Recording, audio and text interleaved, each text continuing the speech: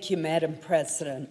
I've listened to the presentations of my two colleagues, Senator Cassidy and Senator Menendez, and I could not agree with them more.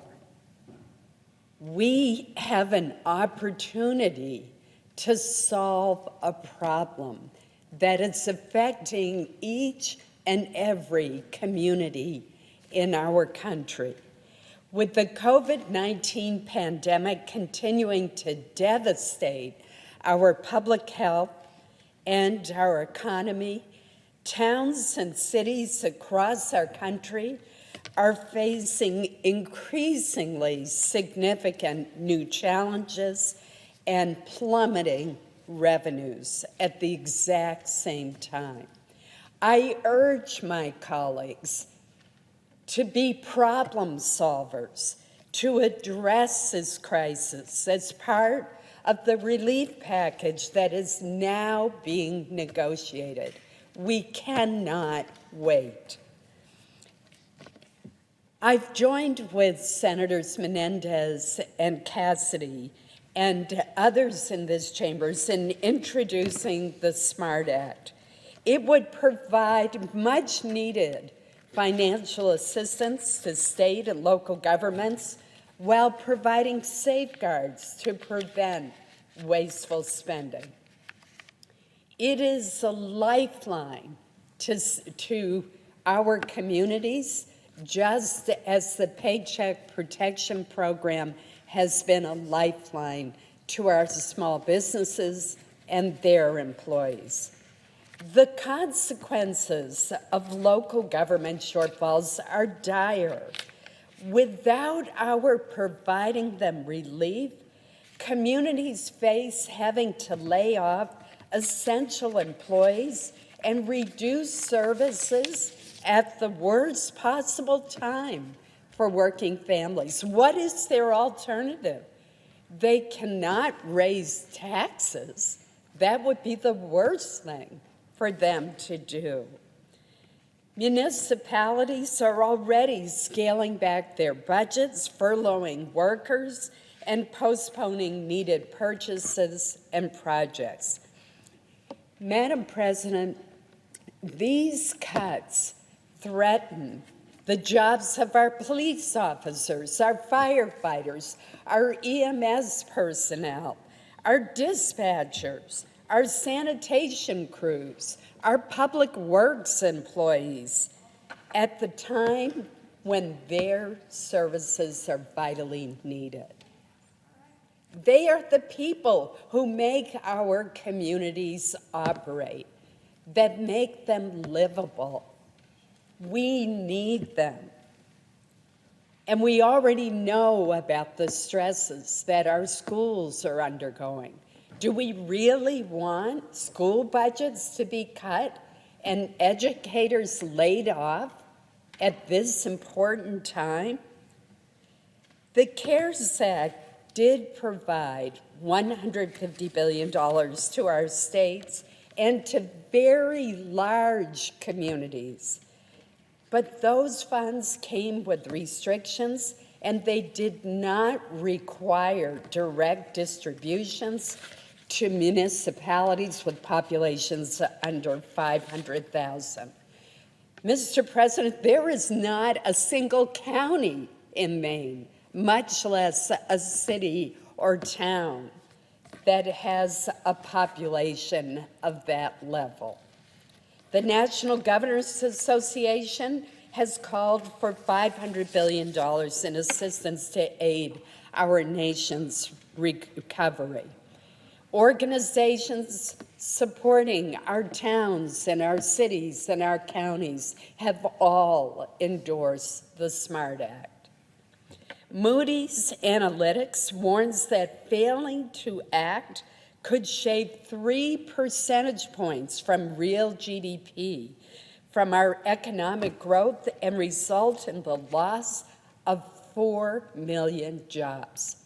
That is the worst thing to happen at this time.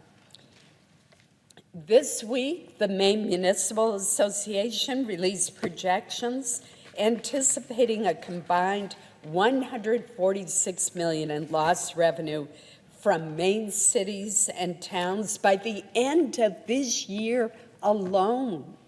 We know that the revenues are going to take a while to recover and are going to affect next year as well.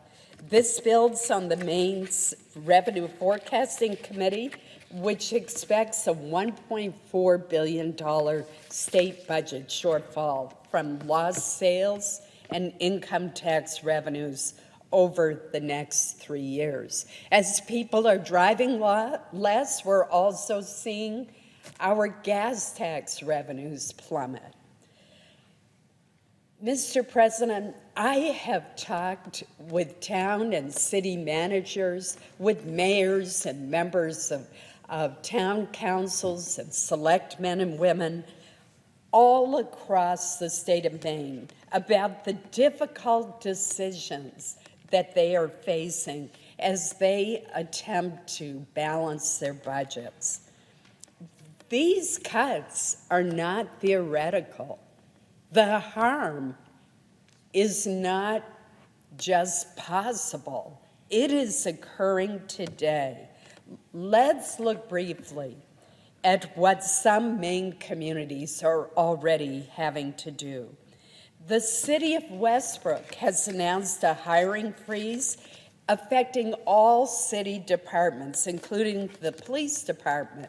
Well, that police department has 5 open positions that it needs to fill and cannot do so. Auburn, a city in Androscoggin County, has had to freeze 6 vacant positions because of expected revenue losses.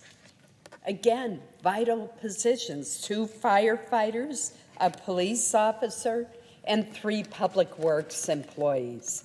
These cuts come as the city of Auburn has spent more than $200,000 in new expenses to respond to the virus. The town of Falmouth has eliminated 4 open positions, including a police officer, and can no longer go ahead with the purchase of a much-needed new fire truck. The town of Windham has kept 7 needed positions open. These are not large communities. This is a large number of positions. 5 of these are public work positions, without which, how is the plowing going to be done this winter to keep the roads safe and clear? The town has also postponed $1.6 million in capital projects. That has a ripple effect on the local economy. It means the contractors not buying supplies nor hiring employees at this time. In northern Maine, in the northern Maine city of Madawaska, the town manager has shared with my office that the town has had to scrap a $3 million road paving project and will have to keep at least 3 positions vacant. This is what they're doing already. It is only going to get worse for these towns and cities as revenues continue to plummet. Mr. President, Senator Menendez made a very important point that I want to reiterate, and that is the way our bill is structured. Every city, every town, regardless of size, will receive direct assistance. Every county will receive direct assistance. They will not be dependent on the largesse of the state. The money will go to them to meet these essential needs. It is common sense to provide the relief needed to avoid these widespread layoffs and cuts to essential services at the local level where they often are most often needed. These are the public servants who keep our communities and our citizens safe. They are the public servants who keep our communities and our citizens healthy. They are the public servants who keep our communities and our citizens educated. They are the ones who are plowing our roads and repairing our bridges. They are the ones who make our towns, our cities, our neighborhoods livable. Congress must act to provide assistance to every community. Mr. President, this is a problem we can solve. Let's enact the SMART Act as part of the next coronavirus package. Thank you, Mr. President.